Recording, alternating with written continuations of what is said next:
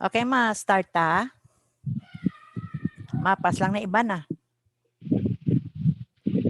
Okay ka mo, ma-start ta. Okay, pass. Okay, ma-pray ta. Pastora. Ma-pray ta na ya. Lord, salamat sa sining kahigayunan nga that you have gathered us once again to study how to interpret the scriptures, Lord. I pray, Lord, that you will grant us wisdom and understanding of the principles that we're going to study tonight. And kabay Ginoo nga hindi lamang namon maintindihan kundi nga dugangan mo nga amon kaalam agod ma-apply namon ni sa amon nga personal Bible study. Father, sa sini nga gabi I pray, Lord, that you will grant us joy and excitement in our hearts to know new things from you and from the principles about studying the Bible. Salamat Ginoo that you will bless each one of us tonight as we continue to study and as we learn from each other sa amon nga pagtuon sa imo pulong. Kabay Ginoo nga that there be clarity sa pulo sa mga prinsipyo nga amon pagatun-an subong kag sa amon pagtuon sa iban nga mga bersikulo kag mga pasahe sa Bible. I pray, Lord, that may you make it clear for us and may you make us understand each passage that we're going to tackle tonight. We thank you and we bless you. We entrust to you this time and we ask the presence of your Holy Spirit upon each one of us to help illuminate, O God, the truth to us nga makita namon kung anong mga luyag nimo makita namon sa pulong nimo. We bless you and we exalt you in our midst tonight in Jesus' name. Amen. Okay, we are now in lesson 3, the principles of interpretation. No, sang nagligad to about we have studied about sa mga basic steps in Bible study. Now we have discussed that sa may ara 6 basic steps sa pagtuon sang Biblia. Ang observation, ang interpretation, summarization, evaluation, application, kag correlation. Kag gin-discuss naton may ara mga 7 ka questions, no, about sa 4 factual questions. Ang fact questions ang identifying questions, we ask who and what. Then ang modal question, we ask how the things is being accomplished. Kag what is the mode na gingamit, no? And third, ang temporal questions, we ask when was this accomplished and when did this takes na in butang ato nga ginatabo. Then ang ikaapat ang ika-4 local questions which ask where did this happen. Kag ang may ara naman 3 thought questions in observation, the definitive questions nga nagapamangkot kung what does this mean, no? It explains the a call. It calls for an explanatory answer. We asked the last time we studied sa Philippians, ang question niya na raise is ang palace guard nga ginpangitaan ta meaning. Rational questions ask why. Ay kaduha nga thought question. Why is this said and why is this said here? Nga agin hambal yan ni kag nga agin hambal yan ni diri. No, kag ang ikatatlo, kag ang last sa thought question is the implicational questions which ask what this imply. No, ang it talks about how to ang application, paano i-apply ang prinsipyo nga ato nabalaan. Subong we will proceed sa lesson 3, the principles of interpretation. Sa lesson 1, we discussed about the foundational guides for understanding scripture.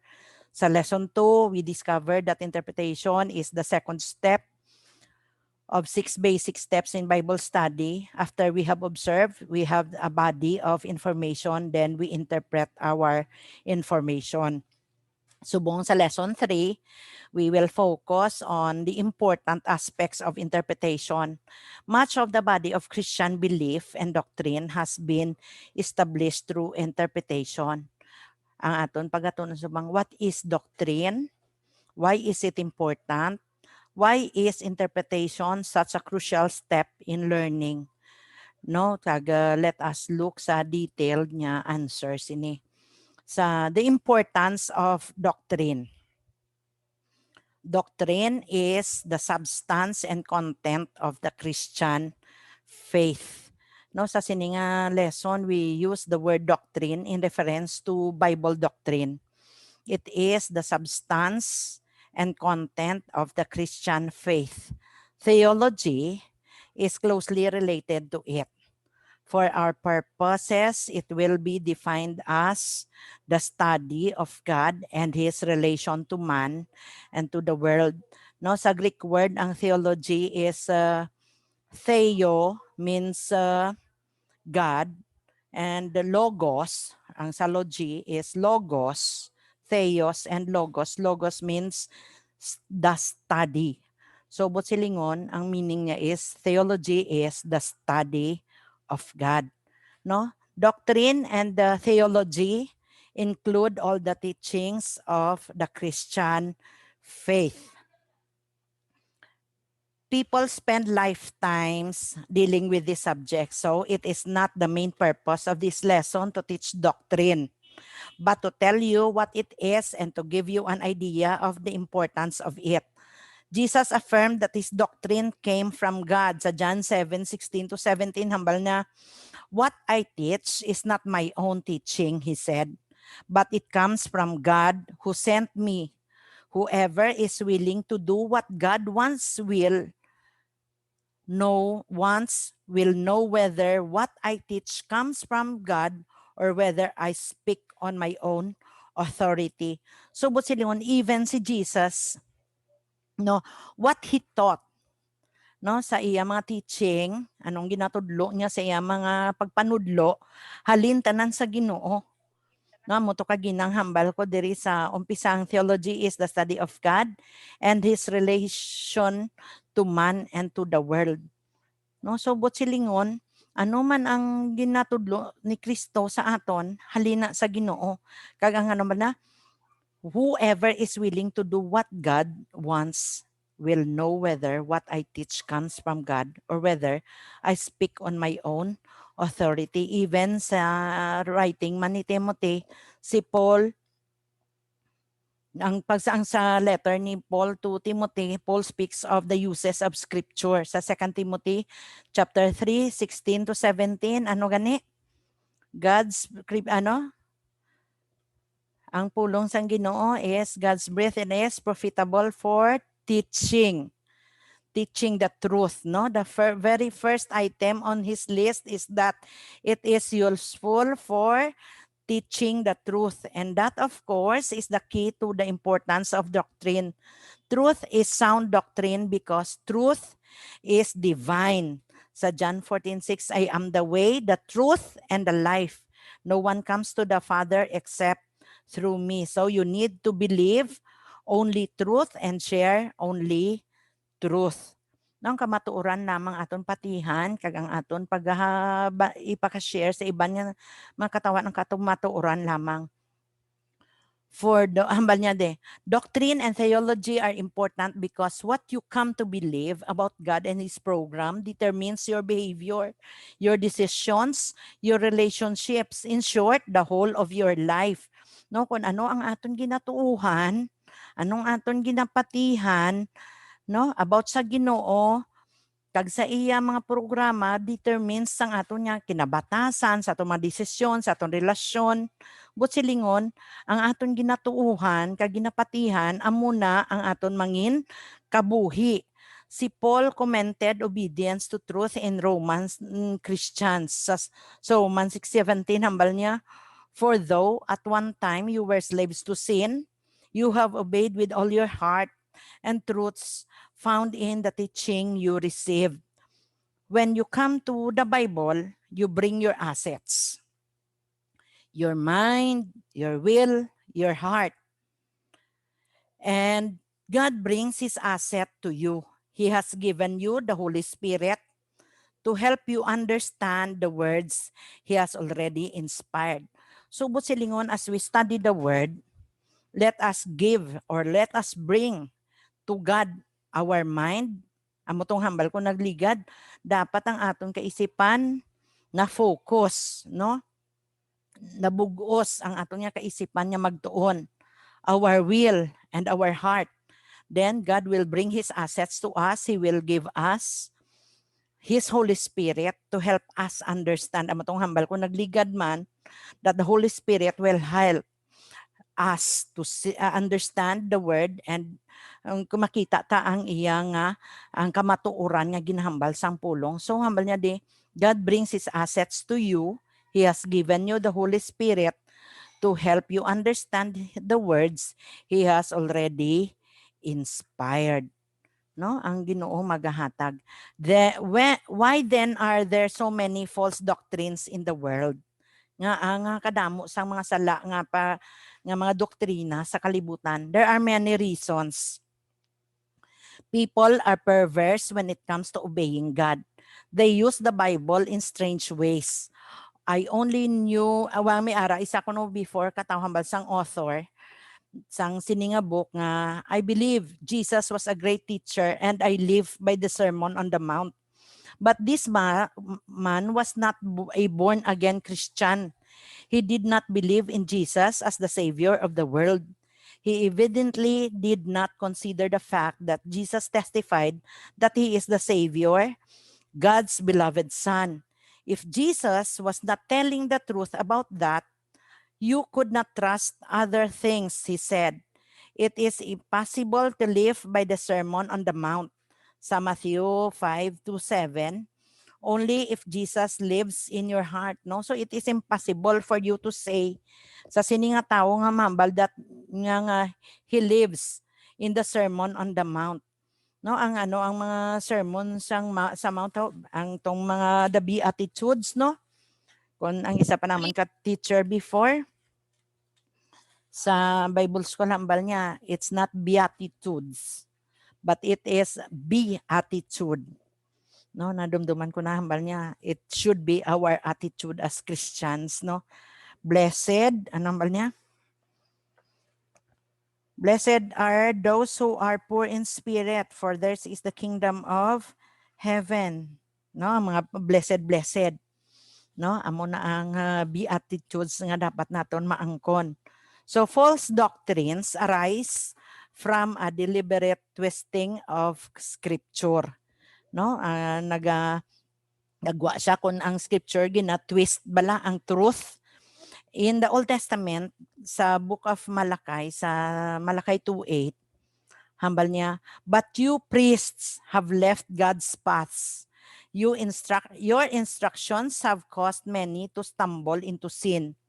You have corrupted the covenant I made with the Levites, said the Lord of Heaven's armies. So, silingon, even the priests have twisted the truths, no? Nga gin-instruct sila sang Ginoo.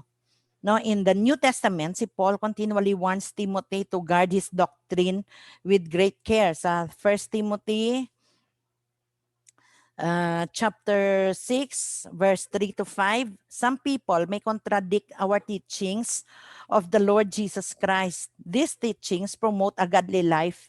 Anyone who teaches something different is arrogant and lacks understanding. Such a person has an unhealthy desire to quibble over the meaning of words.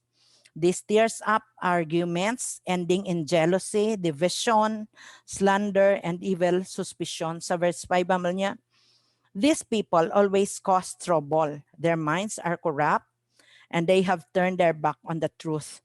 To them, a show of godliness is just a way to become wealthy. The fact that false doctrine may also arise in the church itself is even more disturbing. The Holy Spirit is present to help our understanding, but many of God's children are lazy, careless, and indifferent about the Bible study. Those who don't study are easy targets of false teachers who tell them what they like to hear rather than God's truth. A lazy mind and careless attitude put a barrier in the way of the Holy Spirit. After all, He has to work with your intelligence. Communication is a two-way operation. God cannot reveal unless there is someone to reveal to, someone who is making an effort to receive the communication. So, but silingon, as Christians, we need to be diligent in studying His Word, no? Sa aton nga pagtuon, dapat may ara sa aton kapisan. Ibugos ang aton kaisipan, ang aton kaugalingon, ang aton huna-huna, ara da. No, ang aton tagipusoon ara da nabugos sa aton pag-study. No, kay kung kita magtinamad gani, kag magpinawala lang sa pagtuon sa pulong sang Ginoo, kadalasan kita mangin easy target sa mga false teachers. That's why ang aton mga doctrine kung kaisa sala, I remember before when I was working in La Paz, no.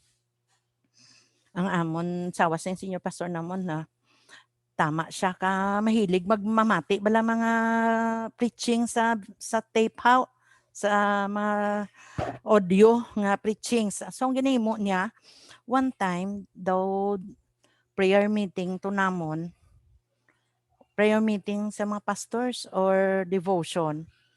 No, prayer meeting evening to mo, nagtelepon kami sa prayer house. Nakibot kami nga siyempre kadalasan pag nag-praise and worship, malakpak kami, no? Dayon masaot, makanta. Pero that time, pag pamalakpak namon, pag umpisa na malakpak kami dayon, ginpa-stop niya. Amba niya, hindi ka mo mamalakpak sinyo kamot. Kay hindi na pwede, kay iya na sang world ang pagpamalakpak sang kamot. So ang iba naman nga pastor, imbis nga mamalakpak, siyempre nag-aamo-amo na kami. Imbis nga mamuna, ang natabo, amo-amo na lang na, oh. Ang pamalakpak namon daw, ano na lang, wala na, ginutoy-utoy na lang kami kadlaw, hambal ko di naman nga doktrina nakuha, no. So if you are not aware, kag wala ka gabasa Biblia, no, matalang kagid, mapati ka man. Pero because we have known the Bible that sa Psalms, ginhambal nga magpamalakpak sa mga kamot in praising the Lord. So, wala kami nag-follow. Pero later on siguro na-realize niya nga sala gali itong gintudlo niya sa amon. Nagin-allow niya naman niya mamalakpak kami. Hambal niya sa Ephesians chapter 4 verse 14, si Paul nagambal sa mga Ephesian Christians. Then we shall no longer be children, carried by the waves and blown about by every shifting wind of the teaching of deceitful men who lead others into error by the tricks they invent. So, but silingon, kung kita nagatuon sang pulong sang Ginoo, we will not be easily waved, no? Hindi tayo malingkang sa aton pagtuo because we know that we stand on the truth. No, hindi ta maasi-asi madala-dala sa mga sala nga mga pagpanudlo, no, kapin pa sa sini nga panahon, no, sa time naton subong mas damo pagid ang mga false teachers, no, kag ang mga false doctrines nga nagalagaw. So we need to be mature in our walk with the Lord. Even we need to know His word gid personally para nga as we study the word, permi mabalaan ta kung anong aton mga pananindugan, kung anong kamatuoran, ano ang dapat likawan, anong dapat nga himuon bilang isa ka Kristohanon, no, so that we will not be easily tricked, no, sa mga error. Then next, Christians who are honestly seeking the will of God in the understanding of divine truth must be very concerned about such things as interpretation, theology, and doctrine. The principles presented in lesson 3 and 4 are to help you do what Paul said to do in 1 Thessalonians 5:21. Hambal niya, but test everything that is said, hold on to what is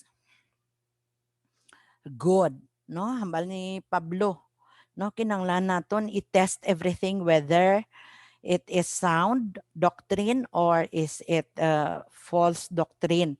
So as you study, you will have to weigh the ideas which come to you. Are the ideas from God, or are they sometimes the workings of your own mind? Therefore, you must test your ideas to see if they stand up. Principles of interpretations are really just tests to confirm or verify truth and to weed out wrong ideas. No, ang ginstudihan nato nagligad once magsala ta sa duha sa observation kag sa interpretation, sala na wrong context na dayon ang aton pag tuon sang isa ka pasahe or sang scripture. No, we need to know ang principle sang interpretation kina-confirm sa aton tests to confirm or verify truth. Kag ano hambal niya, to weed out wrong ideas, kwaon ang mga sala nga mga ideya. Belief must be tested by an alert, redeemed person who comes to the word with his best judgment. His judgment is acted upon by the Holy Spirit, who then brings understanding of truth or sound doctrine. No, so kinanglan naton ang belief naton should be tested by an alert, redeemed person who comes to the word with his best judgment. So kinanglan naton we need to be aware nga sa aton pagtuon sang pulong mabalaan naton kung ano gid ang aton nga ginatun-an, no? Kag kung ano ang insakto, ano ang sala, anong dapat himuon kag anong dapat ilikawan or hindi dapat himuon. Sa literal interpretation, literal interpretation is meaning that is based on natural or normal usage of language, the ordinary sense of the words. No, ang tong ginhambalan ko, literal language, nagligad naton nga lesson, it is the normal or natural usage of language. Kung ano ang ginasulat nga verse, kung anong buot silingon, amo gid na sa literal nga meaning niya, amo man na. Wala da sang may kung ano lain nga meaning. No? So what the author wrote or said sa iya pa sa scripture nga may ara normal kag literal or natural usage of language. Kag ang ikaduha, figurative language. No? Figurative language is the expression of one thing in terms of another. It presents pictures to the mind that illustrate other ideas. Just like for example, last week, ang example ko, ang tong hambal ni John niya, streams of living water. No? Ang streams of living water represents ang Holy Spirit nga gin-promise ni Jesus nga magaabot kung siya magakayab na. So, but silingon, ang streams of living water is a figurative language and its interpretation is it symbolizes the Holy Spirit. So, sa activity naton subong, let us open our Bible sa Matthew. Matthew chapter 13. Verse 24 to 30.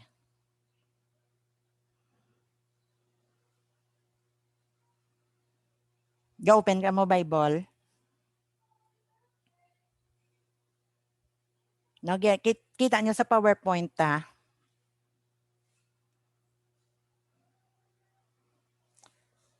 Hambal niya, the seed that fell on good soil represents those who truly hear.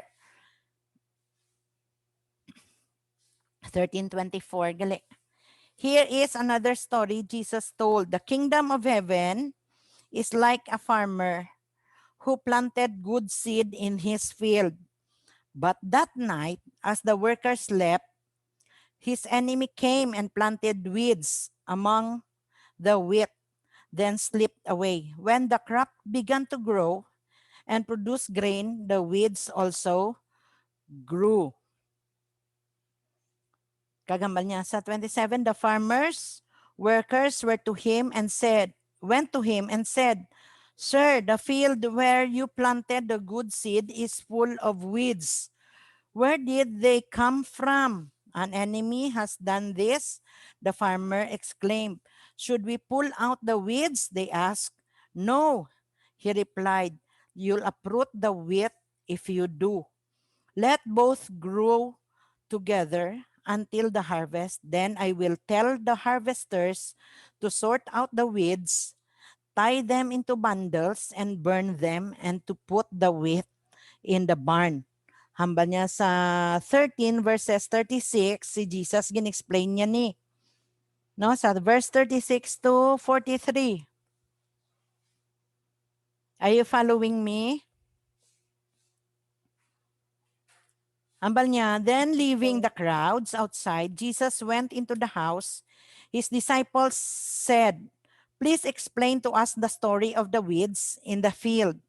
Jesus replied, The Son of Man is the farmer who plants the good seed. The field is the world, and the good seed represents the people of the kingdom. The weeds are the people who belong to the evil one. The enemy who planted the weeds among the wheat is the devil. The harvest is the end of the world, and the harvesters are the angels. Just as the weeds are sorted out and burned in the fire, so it will be at the end of the world. The Son of Man will send his angels, and they will remove from his kingdom everything that causes sin and all who do evil. And the angels will throw them into the fiery furnace, where there will be weeping and gnashing of teeth. Then the righteous will shine like the sun in their Father's kingdom. Anyone with ears to hear should listen and understand. May God bless the reading of His word. Okay, sa aton nga ginbasa, subong, no, pwede nyo i-unmute inyo mic. Ma-discuss kita. Sino nagsunod masa sa akon?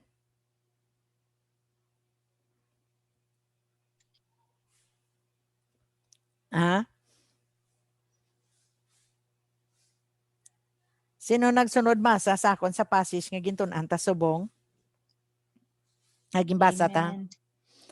Okay, so there is a PowerPoint ko. What were the words Jesus used to picture himself? Ano diri sa gimbasa ta sa Matthew 13:24 to 30 kag sa Matthew 36:43 siya gin-describe na sino ano sa picture sa figurative language gina-picture kay Jesus. Farmer. Yes. Then sa question number B, sa question B, what word did Jesus use to picture the world? With Gin-picture ni Lord kita as field. No? Field. Ang mga tao with. Then the word pictures. What word pictures the people who belong to the evil one? With The weeds, no? So makita naton sa parable may ara siya manotice na no sa pagtuon tanton sa parable diri sa Matthew 13:24 to 30 na parable ni siya. Then gin-explain ni Jesus ang iya parable sa Matthew 13:36 to 43. No, so God si Jesus diri nagamit sang figurative language. Tandaan naton nga basta parable gani figurative language ang ginagamit na ni Jesus. No, so belief. Kuha na naton?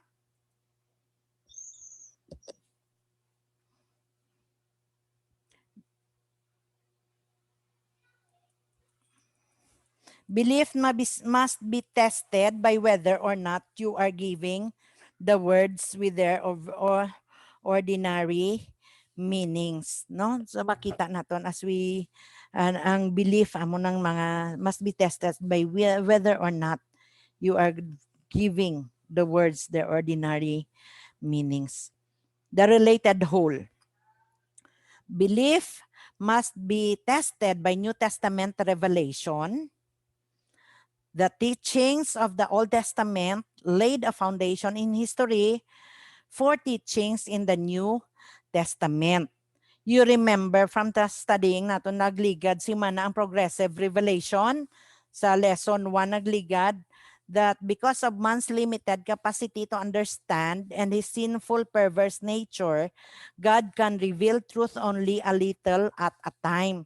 Antong sa Isaiah 28 verse 10, yagin liwat-liwat ko sa aton hambal that He tells us everything over and over, one line at a time, a little here and a little there. Subot silingon, as we study sang pulong sang Ginoo, no, there will be progressive revelation. Pero gamay-gamay lang. Hindi sang Ginoo dayon i-reveal ang truth sa aton in one sitting.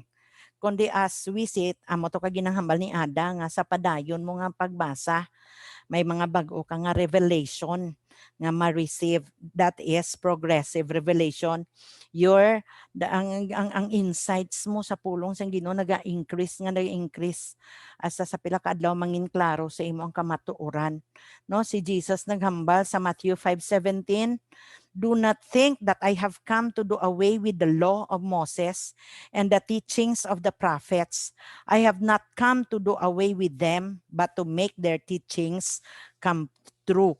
Amon ang progressive revelation niya, bot silingon si Jesus, wala niya gindula ang law nga gintudlo ni Moses kag mga panudlo sa mga propeta sa daan niya katipan, but anong niya, I have not come to do away with them but to make their teachings come true. Fulfillment sang maging panudlo nilang katumanan, no, mangin matuod ano man ang gintudlo nila, ginhimo ni gingamit ni Kristo nga mangin matuod sa aton. The revelation of God the Redeemer in the New Testament is the peak of God's revelation to man. All the teachings of the Old Testament must be seen in the light of this final and highest revelations, the New Testament. Okay, scripture in context. Caution using proof texts. Belief must be tested by the meaning of any given passage of scripture in relation to all its context. The paragraph, the chapter, the book, and the other books of the Bible. A proof text is a verse that may be quoted to verify a point of view or a point of doctrinal belief. It is all right to do with this provided that you are determined the accurate meaning of the verse you are quoting. For example, in Mark 7:17 to 19, is cited as a proof text for the teaching that it is permissible now to eat all foods. Another text which is related to this principle is Acts 10:9 to 15. The text in Mark is Jesus' teaching, which is clarified in Mark's comment that is added in verse 19 in parentheses. Let us open our Bible sa Mark chapter 7, verse 17 to 19. Hambal niya, then Jesus went into a house to get away from the crowd. And his disciples asked him what he meant by the parable he had just used. Don't you understand either? He asked. Can you see that the food you put in your body cannot defile you? Food doesn't go into your heart, but only passes through the stomach and then goes into the sewer. By saying this, he declared that every kind of food is acceptable in God's eyes. Sa Acts chapter 10, verse 9 to 15. Let us open our Bible. Acts chapter 10, verses 9 to 15.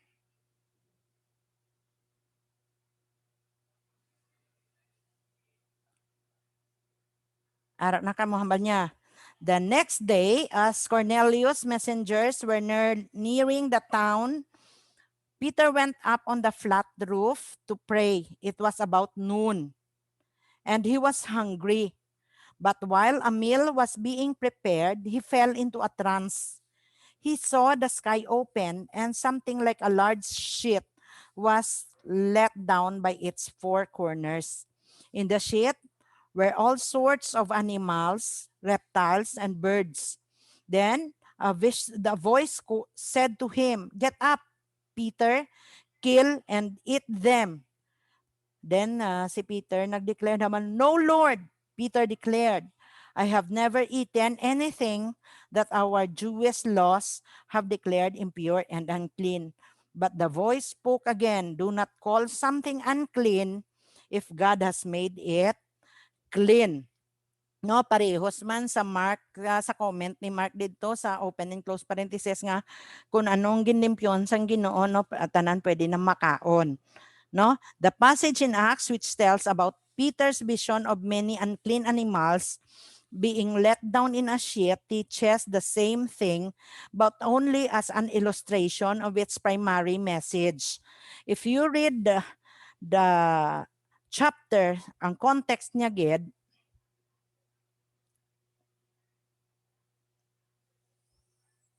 ang context niya gid carefully, you find that the main idea is that Peter is to accept the Gentiles and not be afraid to bring them the gospel. Food is the secondary consideration. Makita mo to sa gimbasa naton sa Mark chapter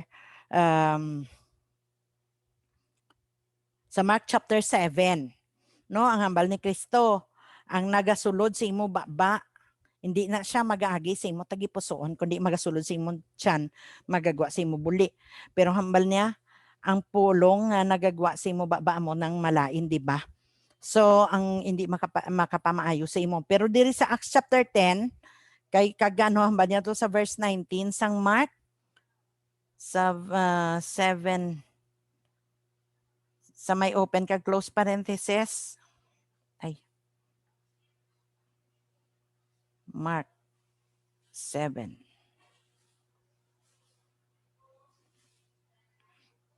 Ang hambal niya to de. By saying this, sa verse 19, he declared that every kind of food is acceptable in God's eyes. Amo tuwang gin-conclude diri, no? So diri, makita naton sa Acts chapter sa gimbasa sa Acts chapter 10 verse 9 to 15. Kung basahon mo ang whole chapter sang Acts, nahanungod ni sa kay Cornelius. He was a Gentile, no? Kag before ang mga Christian kakangay day pa Pedro, wala sila nag-reach out sa Gentiles kay they are unclean people, no? Pero si Peter samtang siya nag-pray, no, ginpakitaan siya sang Ginoo sang vision, no, sang isa kahabol nga may ara nagkalain-lain nga mga sapat kag ginhambalan siya sang Ginoo, magkuha ka kag mag-ihaw kag kaunon. Ang sabat ni Pedro wala siya nagakaon sina kay ang pagkaon nga na unclean, no? Pero ano ang ginhambal ni Lord sa Acts chapter 10?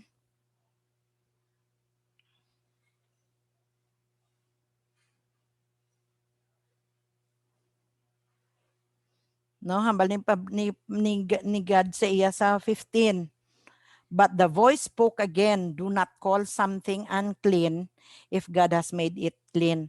Pero kung tan-awon naton gid, ang context sang sini nga passage nga ginpangbasa naton, naga-refer ni siya ang primary gid niya the main idea sang sini nga passage sa Acts chapter 5 sa Acts chapter 10 9 to 15 is to accept the Gentiles, no? That's why nga ang ginhimo ni Pedro dira nag-share sa household ni Cornelius, no? Kag secondary lang da ang food ang tong according sa vision ang masapat nga ma-unclean, ikaduha lang na nga vision. So remember the rational thought questions nga ato natun-an sa last nga lesson. Why is this said? And why is this said here? When determining doctrine or an eternal principle to which all believers everywhere must conform, these questions become all important. Scripture must be understood in its immediate context and compared with other scriptures. Okay, let us open our Bible sa aton activity subong. Sino gusto mag-volunteer magbasa? Sa 1 Thessalonians 5:19 to 22.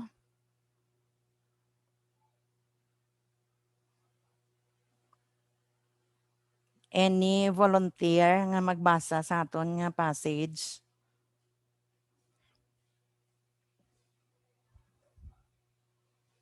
Da?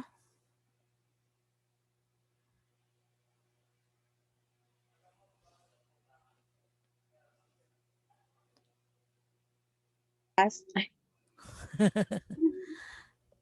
1 Thessalonians 5:19 to 22. Pass. Do not stifle in the Holy Spirit. Do not scoff at prophecies, but test everything is said. Hold on to what is good. Stay away from every kind of evil. Okay. Now, Sige. Sa verse, ay, tsaka galit. okay na. Sa 22. Okay, so,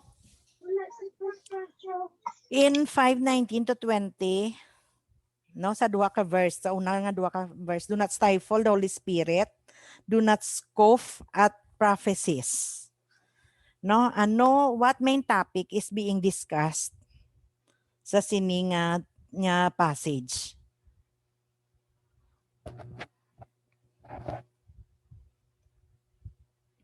No, it refers to the gifts of the Holy Spirit. No, diri sa aton nga duha ka verse nga ginbasa sa NLT version hindi mo na makita, pero kung magbasa ka sa amplified version, hambal niya, do not quench or suppress or subdue the Holy Spirit. Do not spurn the gifts and utterances of the prophets. Do not depreciate prophetic revelations, nor despise inspired instruction, exhortation, or warning. So it speaks about the gifts of the Holy Spirit. Notice mo da. Do not scoff at prophecies. No? So the main topic is being discussed in this passage, verse 19 to 20, is the gifts of the Holy Spirit. In the light, sa B, in the light of the main topic of the paragraph, what is the kind of evil being referred to in this passage? Sa verse 22. No? Ano nga kind of evil ang dapat naton likawan diri? Hambal niya sa verse 22, stay away from every kind of evil.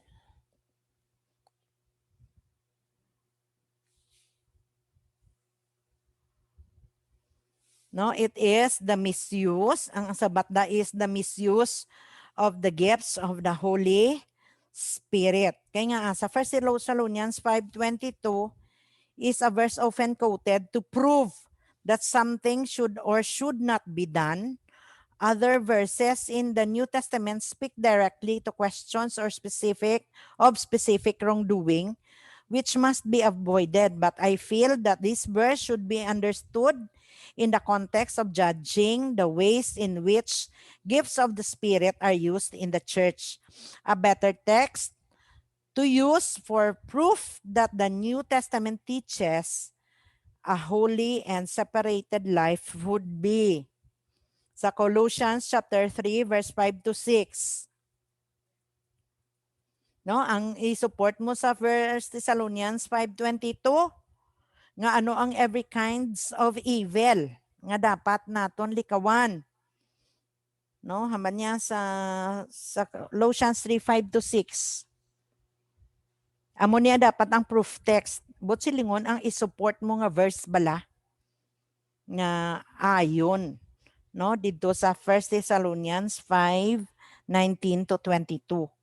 Naman niya, so put to death the sinful earthly things lurking within you. Have nothing to do with sexual immorality, impurity, lust, and evil desires. Don't be greedy, for a greedy person is an idolater, worshiping the things of this world, where a direct and specific command is given to us. No, kung tanawon mo, what are the kinds? Ano hamba niya? Stay away from all kinds of evil. No, sa verse 22, every kind of evil. So, ang isupport mo nga verse as proof text is Colossians chapter 3 verses 5 to 6. Kaya ara na specify isa-isa kung ano ang dapat nga mga evil ang aton nga likawan. Kuha? So, the next time, kung kita maghatag sang proof text, hindi lang kita magpagusto nga maghatag supporting verse, na ang other term sina is the supporting verse, no? Nga mapagusto ka lang bala kung ano ang ihatag mo. Nga supporting verse nga wala siya nagaayon sa pasahe kag sa pinaka-literal nga meaning sang sang pulo nga imo nga ginatun-an. Next, divine disclosure only in scripture. This time, our phrase about belief is changed a little. Belief must be formulated or extracted only from scripture. The recorded history of man dates back several thousands of years. During that time, the intelligence of man has given rise to many noble thoughts. It has also given rise to many mistaken notions as man has observed his surroundings and tried to make suitable explanations for them. Christian doctrine cannot be based on writings of human inspiration. All Christian doctrine and theology can have only one source, the Bible. You can find the truth of God only by seeking to correctly understand Scripture. Doctrine cannot come from any source other than the Bible. Neither can it go beyond what the Bible specifically states. There are many questions that are not answered in the Bible. You may have questions, but God has given in Scripture all that He wants you to know. He has given the important things. He expects you to study and find out all that is there.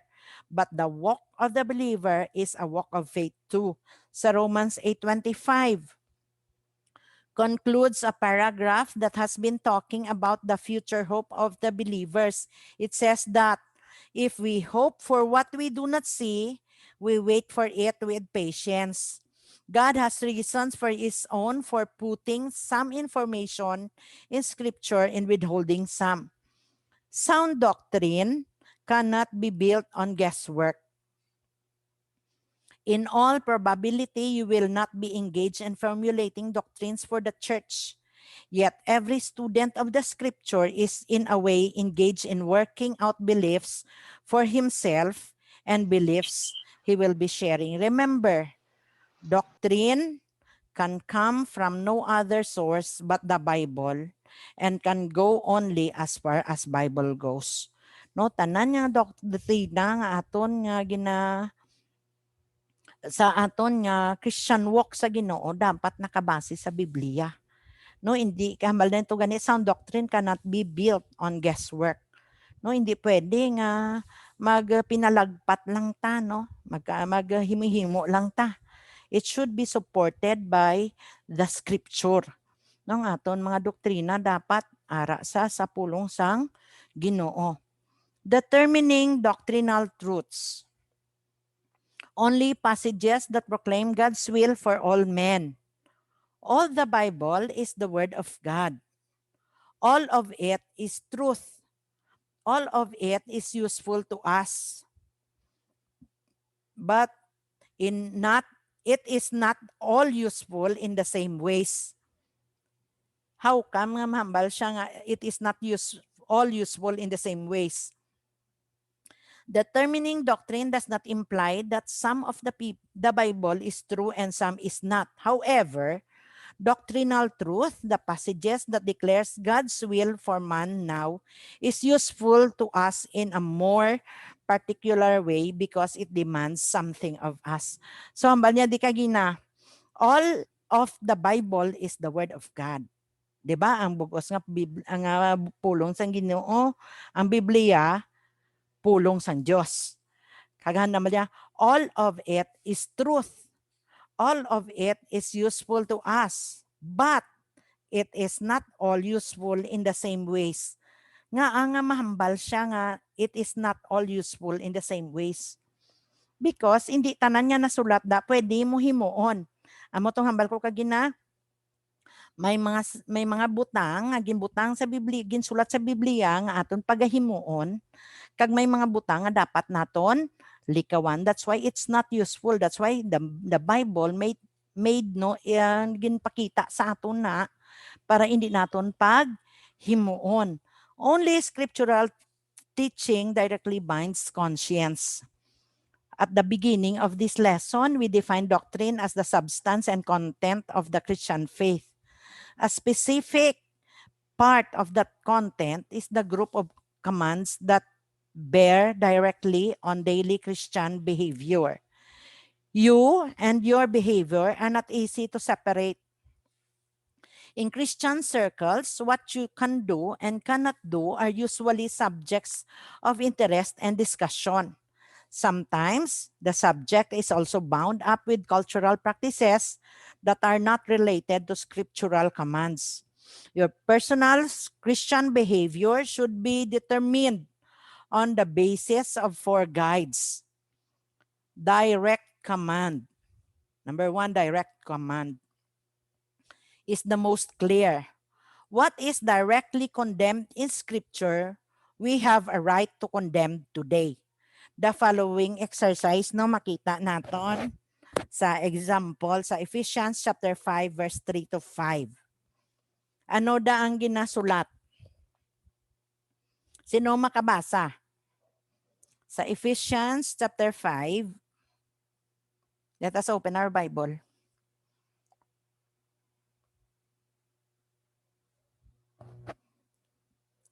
Ephesians 5 verses 3 to 5. Sino ma-volunteer basa?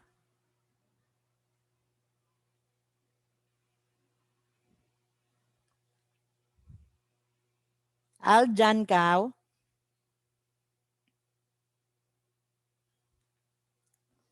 Pas, ako pas. Okay lang, okay lang. Okay, pas. Okay lang, okay lang. Okay lang. Ephesians 5, 3, 4, and 5. But among you, there must not be even a hint of sexual immorality or any kind of impurity or of greed, because these are improper for God's holy people.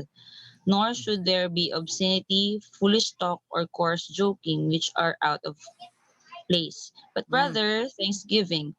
For of this you can be sure, no immoral, impure, or greedy person, such as a person is an idolater, has any inheritance in the kingdom of Christ and of God.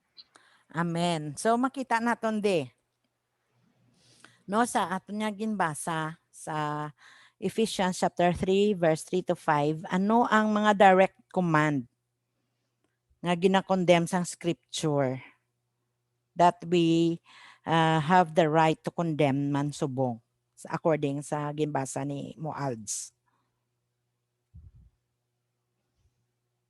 Ano ang mga dapat nga mga butang nga gina-direct nga may direct command sa aton? There is a scripture do ka damo gid nga gin mention, but firstly dalang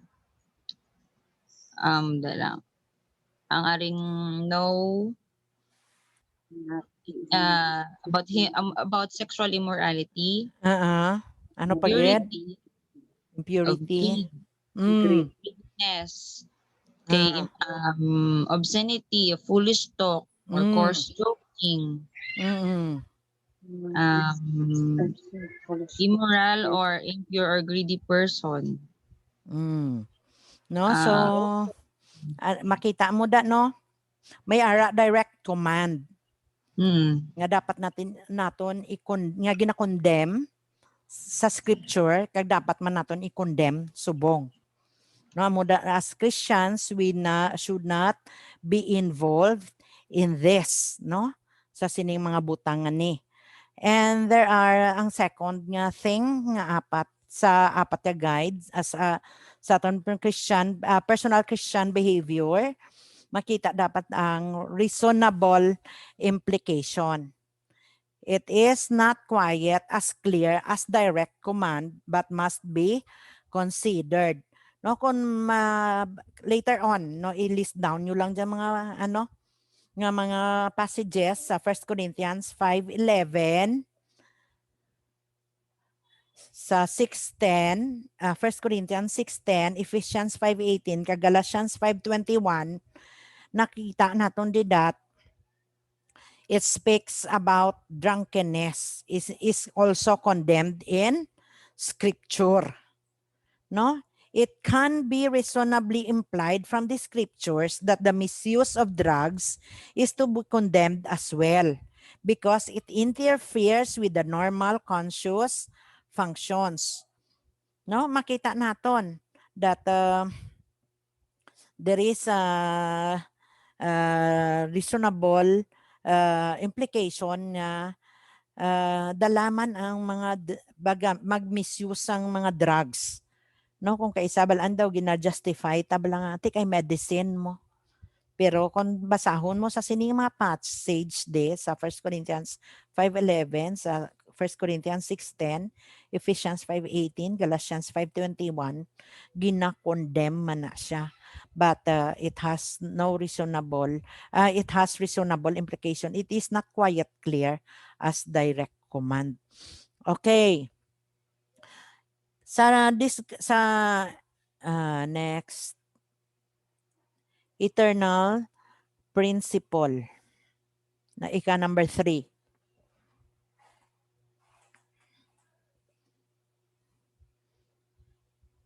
In the discussion of the question of food offered to idols in 1 Corinthians chapter 8, you can see an example of both eternal kag karon sa conscience na. Sa eternal principle is important though often less clear than direct command. Sa example niya sa Ephesians 5:1 and 2. Ano na sulat da sa Ephesians 5:1 and 2? Ikaw da? Hindi mo na pag sa iluwan da man gyapon kay kagina 3, 4 and 5 ang basa ta. Subong sa 1 and 2 na. Palihog basa da?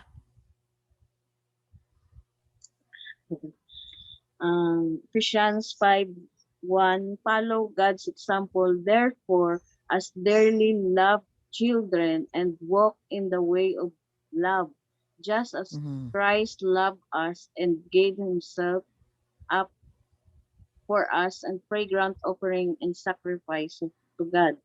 Amen. So, okay, aralan da asta. So what are the two eternal principles nga nakita naton diri sa verses 1 and 2 sang Ephesians chapter 5 have a direct bearing in your personal behavior. Duha ka eternal principle, isa sa verse 1 kag isa sa verse 2. God's example. Ano tong first yan nga part ng verse? Follow God's example. Follow God's example. No? Sa NLT version, imitate God. Kagang ikaduha sa verse 2. Walk in the way of love. Yes, live a life filled with love, or live a life of love, or walk in the way of love. No? So makita naton da ang eternal principle. Imitate God and live a life of love. Ikaapat nga guides aton personal behavior.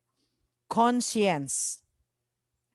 No, in the discussion of the question of food offered to idols in 1 Corinthians chapter 8, ang gin-discuss na nagligad, you can see an example of both eternal principle and conscience.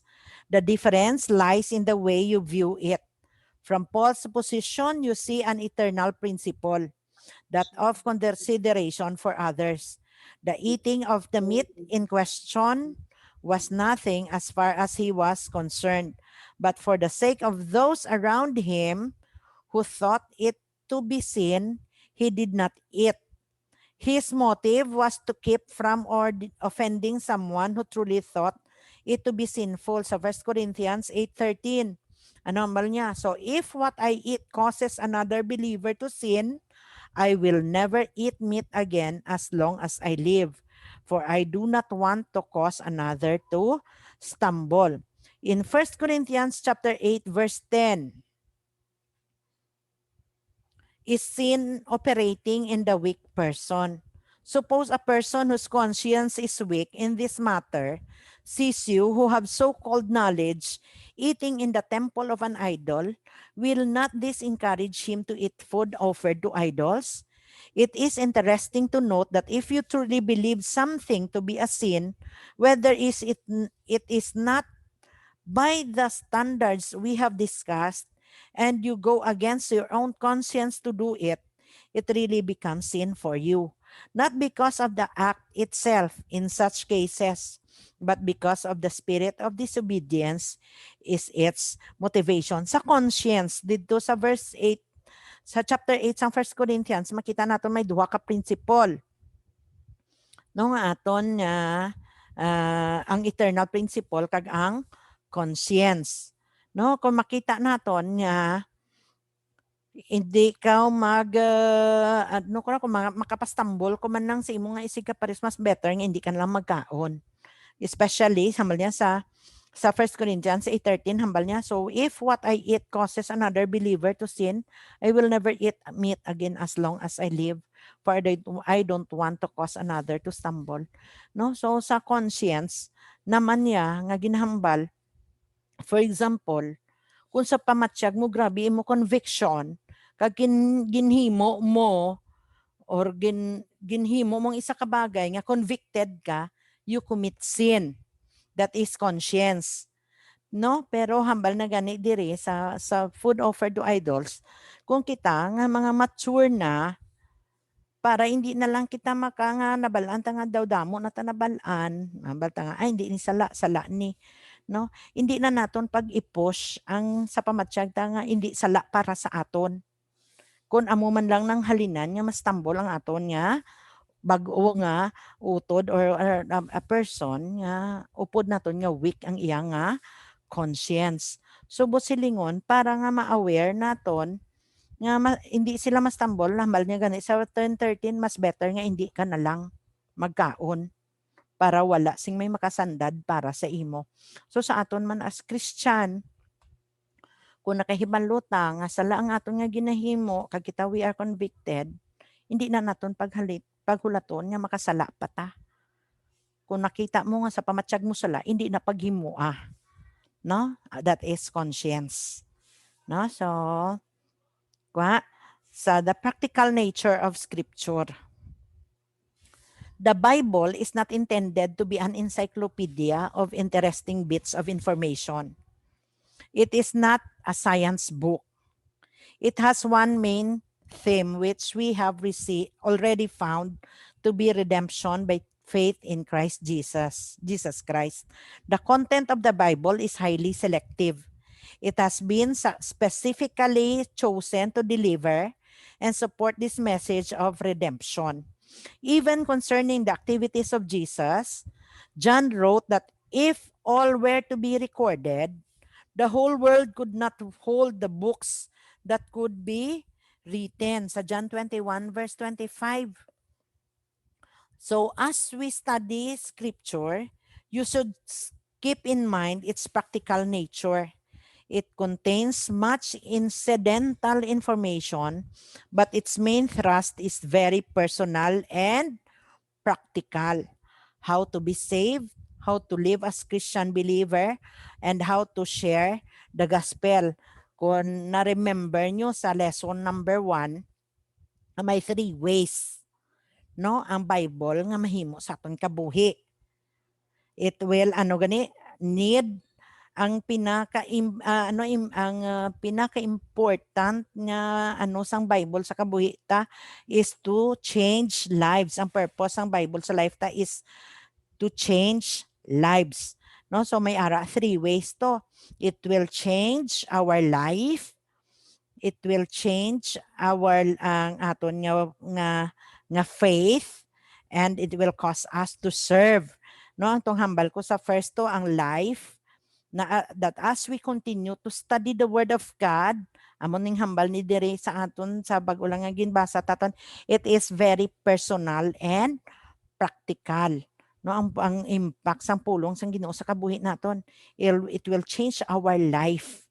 No, kung ikaw Christian, nga dugay-dugay ka na Kristohanon, no, pila ka na katuig tas daw wala man gyapon pagbago sa pagkabuhi mo, nagapabalo lang nga kulang ka pa sa paghibalo sang pulong sang Ginoo. Kaya ano to gani ang study sa first lesson, the more we study the word and we receive revelation and insights, no, it will cause our lives to change.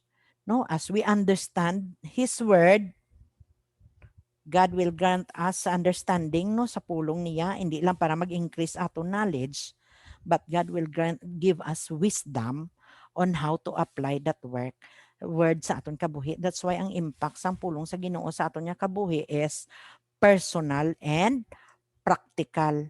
Una, how to be saved, how to live as Christian believer.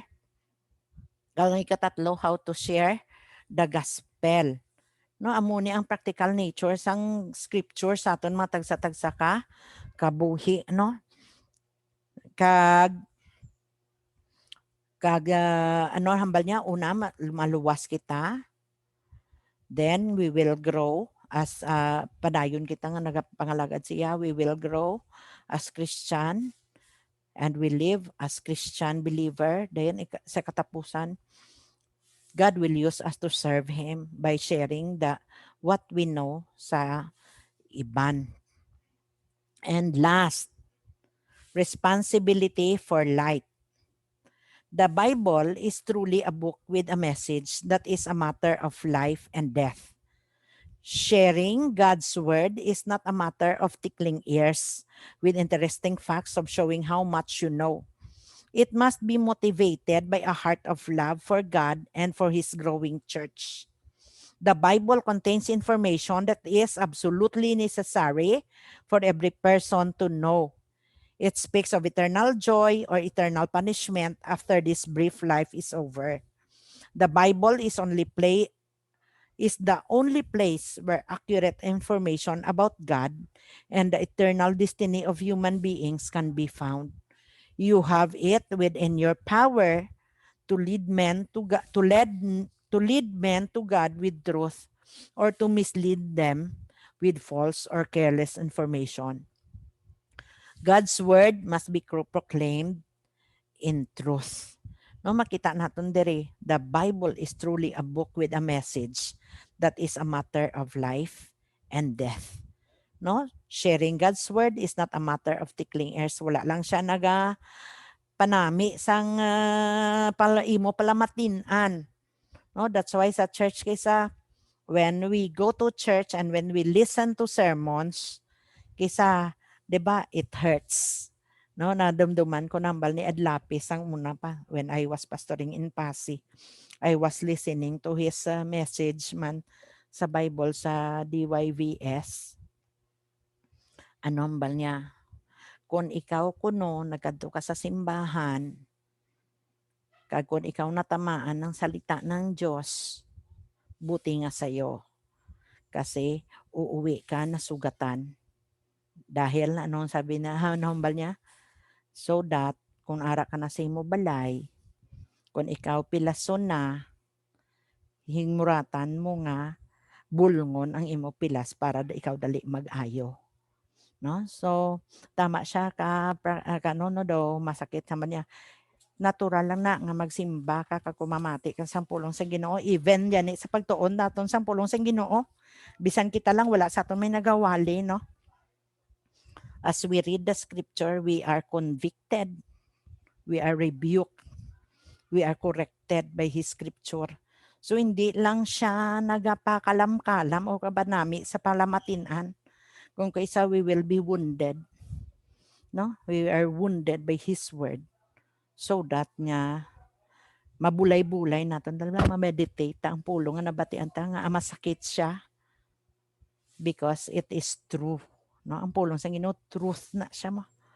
So ang pulong niya dapat ma-proclaim ang kamatuoran, no? Kag magahit sa aton so that we will be changed as His children, no? Makita sa aton ang pagtubo, makita sa aton ang pag-mature sa aton permi ko gani ni ginaliwat-liwat sa simbahan mo nga kung kaisa ang circumstansya nga nagaabot sa kabuhi mo pasulit-sulit na lang liwat-liwat ambal mo kaisa daw natakaan ka na nga sulit-sulit lang ang nagakatabo sa life mo sa rason nga you have nga ginaalaw na ni Lord nga magsulit-sulit pa nga matabo sa imo ang mga bagay nga mga problema nga na for you to learn from it.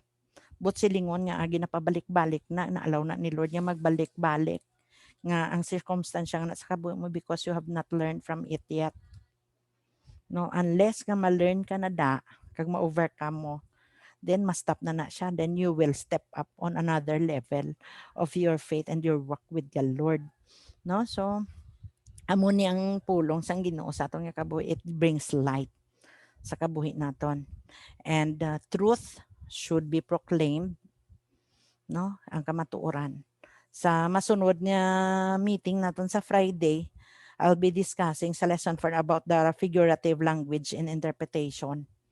No, we will discuss more on the figures of figurative language nga gingamit sang Ginoo and how could we understand the meaning of those words that gingamit sa pulong sang Ginoo as symbols, as types, no? There are different kinds of figurative language and we will study it pa sa masunod pa gid nga mga lessons naton, no? Sa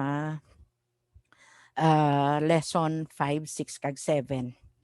No, so if you have time, no, you read ang book of Habakkuk kay after matapos tani ang lesson 4 sa Friday, sa next week we will start on studying the synthetic Bible study method, which is the whole book method. We will discuss about sa book of Habakkuk. We will study on the whole book of Habakkuk sa 4 chapters, no? And we will answer sang kung anong mga facts nga ginapangita No, medyo mabudlay siya, but we will help each other, no, for us to learn. No, sang una ko nga teach ni budlayan gid ko kay before ang amon nga mga lesson sa hermeneutics or sa understanding the Bible, very brief and concise lang. You are blessed kay tatlo na kamo ka batch, no, sa mga face-to-face nga BTI students nga nag-discuss ang subject nga ni kag medyo na-discuss kag ang nanamian ko suba ang face-to-face nga subong nga batch kay naka-interact gid kami kag ululupot gid kami nag-study sa mga book sa Bible, no, kag mga passages. I do hope nga hindi ka mo mahadlok. No, kay ko sa una dadlok man. No, hindi ta mahadlok kag makulbaan magtuon. No, hindi kinanglan nga permita perfect. No? Kaya kinanglan naman may sala kag para makorekta kag para ma-learn tada. Amen. Amen. Okay, my question. May question ka mo? Pass. Ah, I have a question. ano? Hindi, sige nga, totoo ka kinagin basa sa Mark 7, 17. Kaya lang ang hambal to nga, ang nagasulod sa oo, cannot defile you, diba? It cannot defile you. And then sa may regarding, wala sa may Acts, ano ni ng Chapter 10. 15, ay, Acts 21:25, Acts. na, but as for your Gentiles who have Ah, believed, we have sent letter. Nga sa hindi. Acts chapter 10. 21:25 pas. Sa Acts chapter 10. Verses 21 to 25. Acts 21:25. Acts 21. Be. Ano ang bal niya? Di ba amo na nga As to for nga the Gentiles ginapatihan. believers, they should do what we already told them in a letter. They should abstain from eating food offered to idols. It refers here sa food offered to idols. From blood. Ang mga offered, Okay. ang mga Struggle. pagkaoning. Kaya ara man na siya sa aton stance and practices, di ba?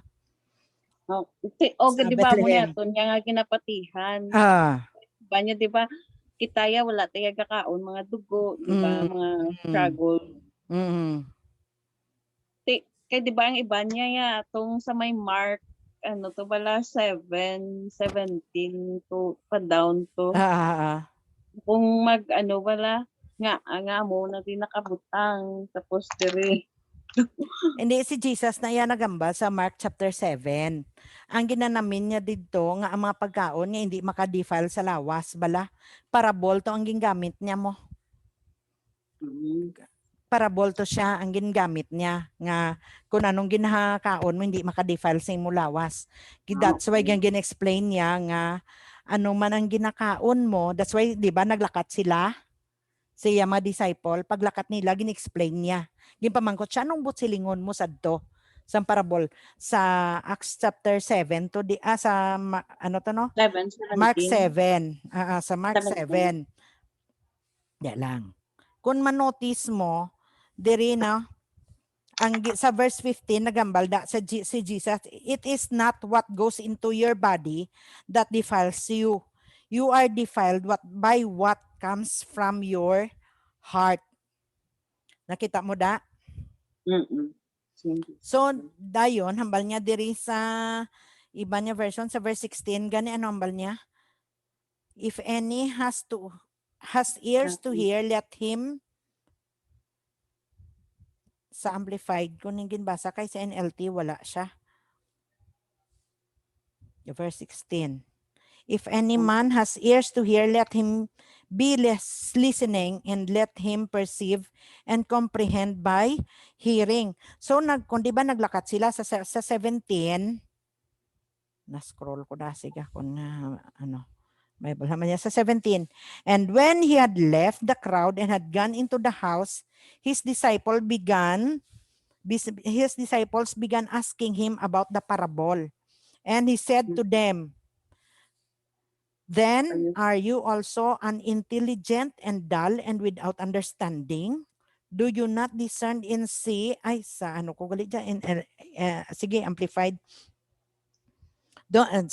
Sa NLT ko mabasa. Don't you understand either? He asked. Can't you see the food you put into your body cannot defile you?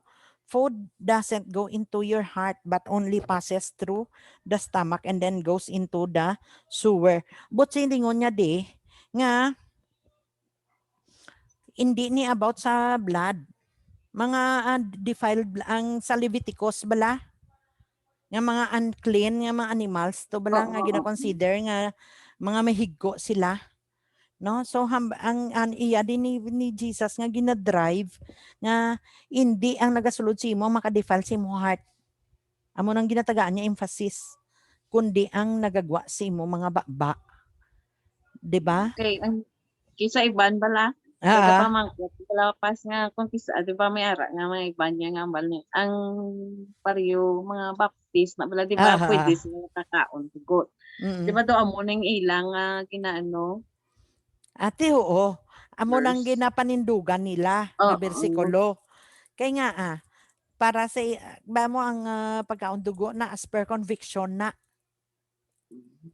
Amo tong hambal ko kagina sa last naton to bala nga ginstudihan nga sa mga weaker Christians to bala Oh. nga mangin stumbling block sa 1 Corinthians chapter 8 nga for example kita kung kung mahimo pa lang hindi ka magkaon para hindi ka makapasandad sang email mas mayong hindi ka na lang magkaon amo tong hambal ni Pablo di ba sa 1 Corinthians no so kay nga you are not aware kaysa you're doing things or you are hindi lang ni sa pagkaon mo actually bisan sa mga ginihimo ta sa mga butang nga ginihimo mo or sa ginakaon mo nga wala ka kabalo nga may ara da weak Christian around you nga nakita kanya dayon ginalook up kanya kay ano na bala you are called knowledge kay damo ka na nabalaan bala sa pulong sang Ginoo mabal sila ay mature na ni siya nga aga amo pa ni saman di ba para nga hindi ka makakos stumbling block sa ila mas better nga mag-abstain ka or hindi mo na pagimuan ang isa ka bagay kung mangin kasandaran malang sa imo nga isig ka parehas kuha mo So, kay No. grabe kada ng mga doctrine bala sang iban, di ba damo gyud nga mga false doctrine bala nga kagay pala gani one time bala nga dito sa may Manila bala may nagabaisay duwa ng past witnesses kag iglesia basta iglesia grabe gito as in the mga word of God gid do kanya-kanya doktrina bala labasan bala do feeling ko do that time wala pagkabati kung dunuya nga do ginaamo na pala nila ang word of God nga do grabe gid as in laway gid pa matyagang sa ko yung Biblia mga mismo nahambal nga oo nga hindi grabe nga pagamiton ang pulong sang Ginoo para nga balaisan para ipabalo nga damo ka manabalaan sang sa isa. amo na Ah. gani laway laway That's why kasi kita nga born again hindi kita mag-sokom sila mga ginahimo para sa ila balaan na ba mo may mga Christian yan nalipay na sila ya nga magpabalo nga damo sila theology damo na balaan bala damo natun-an sa Biblia kaysa gani makibot kan lang sa mga Greek kag Hebrew words nga ginapanggamit nila pero hindi ka da magbase amo na gani ang ano nato no ang pulong sang Ginoo dapat siya practical or personal ang impact sa life naton ang tanawon mo da sa tawo nga damo na balaan kag padayaw-dayaw bala na isa ka buhi niyang pulong nga nabalaan niya o kun wala da ka magbase no damo tawo nga hasta lang diho sa ulo lang hasta ang hibalo no pero sa personal nga kabuhi wala application no pero ang pulong sang Ginoo according sa natun-an ta sa lesson 1 anong pinaka-important niya nga purpose sa kabuhi ta is to bring change into our life to see changes nga ma-take place sa kabuhi naton no nga ang kabuhi ta magbag-o ang pagtuo ta magatubo kag hindi lang man kita nagbag-o kag nagtubo dapat kita man magamit para sa pagserbisyo sa Ginoo no kag ginaliwat-liwat na permi amo na ang purpose nga nagatuon ta sang pulong sang Ginoo nga matagaan kita kaalam sang matagaan ta sang Ginoo understanding of His word and not only to understand His word hindi para ang purpose nga mag-increase lang ang knowledge kundi for us to ask God for wisdom on how to apply that word in our life no dapat makita gid niya gina-aplikar ang pulong anhon mo man ka puro ka lang prinsipyo sa pulong sang Biblia kung wala man makita sa kabuhi mo tanda naton permi ang pruweba sa matuod niya Kristohanon sa kabuhi na sa pagkabuhi sa adlaw-adlaw sa personal no matest mo ang tawo sa pagkabuhi niya hindi sa nabalaan pero mas maayo gid nga may damo ta nabalaan amo na eskwela ta kagataon amen. May pamangkot pa. No, I do hope no pag matapos ta ni ang lesson 4, ano man ni gyapon sa lesson 4 mo, ma-study ta gamay-gamay lang mga verses. Pero sa lesson 5, 6 kag 7, damo mga mga principle nga dapat natutunan sa pagbasa sa pag-observe sang pulong sang Ginoo no. Dira more on practical na gid na kag damo ta da i-tackle. So, prepare lang kita, no? dapat na ma-excite. Kaya mo nang way nga mag-increase ato knowledge. Amen? Okay na? Okay na ka mo? Hajen? Aldi, okay ka mo? Okay, Pastor. Okay lang? Ada, ikaw ma-close sa prayer, da?